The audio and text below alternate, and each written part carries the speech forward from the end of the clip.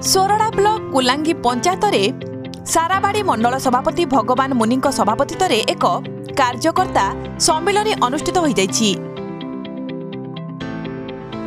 एथिरे ओडिशा बीजेपी राज्य कार्यकारिणी सदस्य नीलमणि विषयी मुख्य अतिथि भाव जोग देइथिले। तत्सहित मंडल सभापति बुलु स्वाई, राधामोहन स्वाई, शिव दिगल, सामाजिक गणमाध्यम संयोजक लिटू विषयी समेत कुलांगी ग्राम पंचायतर बहुकर्मी जोग देइथिले।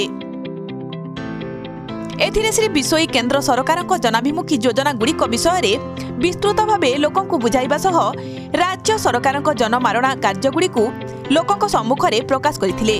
तत्सहित स्थानीय विधायकों मिछ प्रतिश्रुति और दुर्नीति और भ्रष्टाचार उपरे लोकंकु कहिथिले। एहा सहित बूथ स्तररू बीजेपी को संगठित करी प्रधानमंत्री नरेंद्र मोदी हाथमुठा को टाण करने पाई उपस्थित कर्मी को परामर्श देथिले। ये कार्यक्रम था कुलांगी पंचायत कर्मी मान एक जोगाजोग सम्मेलन एवं मो बूथ मजबूत कार्यक्रम 1980 मसीह 2023 होगा 43 वर्ष भितर ये पंचायत विकास किसी है।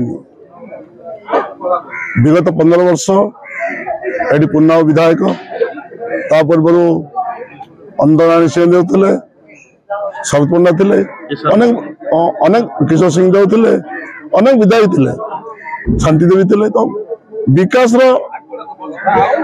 कौन सी भित्तिभूमि पड़ी ना मो दुख प्रकाश करुच्ची कुलांगी पंचायत रे यदि विकास है ताले उपांचल विकास कौन है।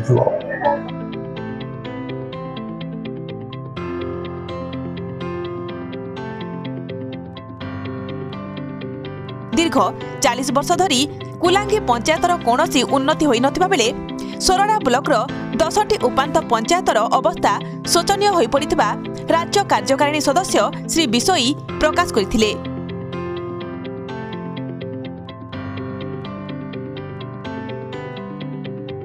तृणमूल स्तर में किभली भाव संगठन को मजबूत करी भारतीय जनता पार्टी कार्यधारा एवं आमर केंद्रीय नेतृत्व जहाँ किसी निर्देश रही मो बूथ सबुठ मजबूत यही कार्यक्रम को आगे नापी एवं जहाँ कि केंद्रीय आमर गृहमंत्री अमित शाह जी नारा रही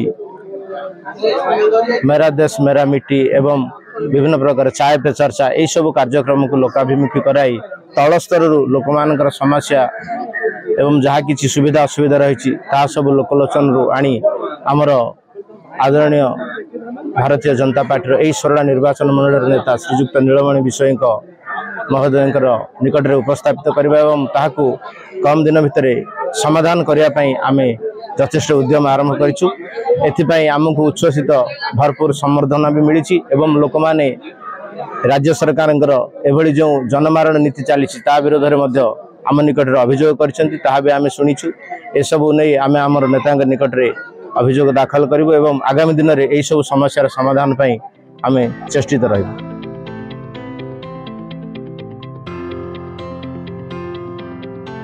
बेलगुंठारू Krishnachandra Pattnaik report G99 news.